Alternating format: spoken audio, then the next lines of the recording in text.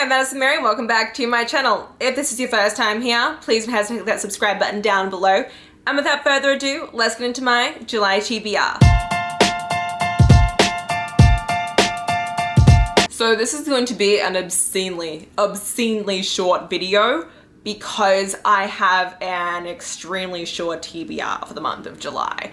However, the reason for that is because I have things going on. I actually know where I'm going to be living and moving to. Last month's TBR, I was like, I have no idea what's going on and I'm stressed as all hell. I'm still very much stressed, but at least now I know where I'm going to be living and I'm actually moving at the end of this week. So yes, you guys will be getting like an apartment tour and like a whole bookshelf reorganization thing going on.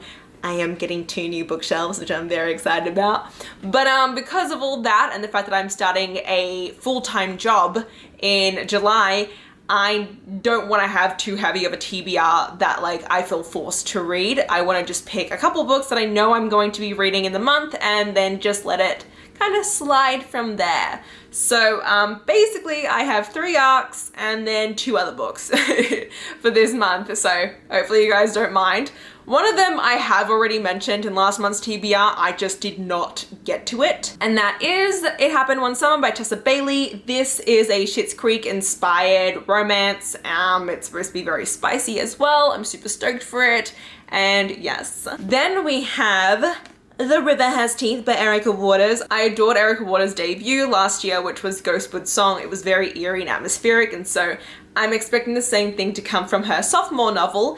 In this book, we are following a town where there has been a string of disappearances, and Natasha's sister has just gone missing. She ends up hearing that one of the local girls, Della, is rumored to be a witch, and so Natasha goes to her in the hopes that Della can use her magic to bring her sister back.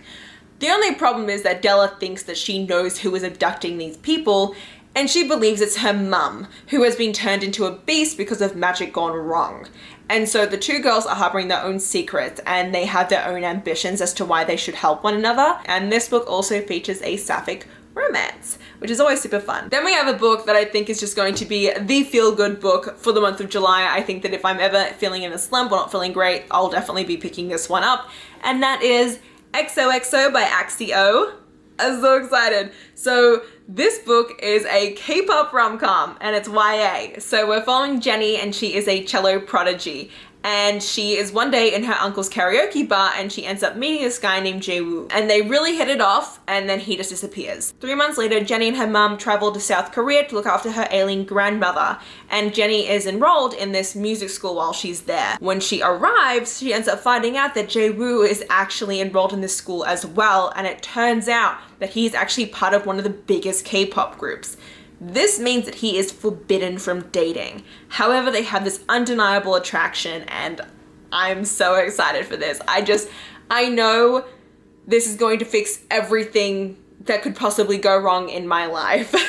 I'm putting a lot of expectations onto this book. I feel kind of bad, but I truly think this book is just going to be really phenomenal and I want it to be. I really want it to be. So, yes. And then the last arc that I have is She Who Became the Sun, and this is a queer retelling of the founding emperor of the Ming Dynasty. We are following this family where there is a brother and sister, and when they are born, they get their fates told to them. And the brother is supposed to achieve amazing things while the sister is supposed to really not achieve anything with her life. However, after a kind of bandit thing goes on, the brother is killed and so the sister ends up assuming his identity. And it says on the back, Mulan meets the Song of Achilles. I have not read the Song of Achilles, but I am a huge fan of Mulan. The whole gender bender thing going on is just a huge thing that I really love reading about in books, and so I am so excited to read this. I also feel like I haven't been reading that many fantasy books lately, and so I definitely am like craving some new ones. Even though it's July and July is like my biggest like romance month, I feel like, but we'll see. And then tentatively I have a sci-fi book that I want to read. Like I just said, when it's wintry, I want to read fantasy, sci-fi horrors, and when it's summer and spring, I want to read romances and historicals. Like, that's just how I am, and I don't know, it's just how it is. But that sci-fi book is going to be A Long Way to a Small Angry Planet by Becky Chambers. Everyone says that if you read one sci-fi, you have to read this one, and I'm definitely someone who kind of strays away from sci-fi books because I'm super picky about them, but I picked this one up because everyone says that it's just a really great one, and so I have high expectations for it. This follows Rosemary Rogers, and she has just become part of the crew on the ship known as the Wayfarer. It's not a great ship, it has a really ragtag group of a crew, and you know, their life on the ship is just really chaotic. One day they are propositioned with a mission to create a hyperspace tunnel to a distant planet.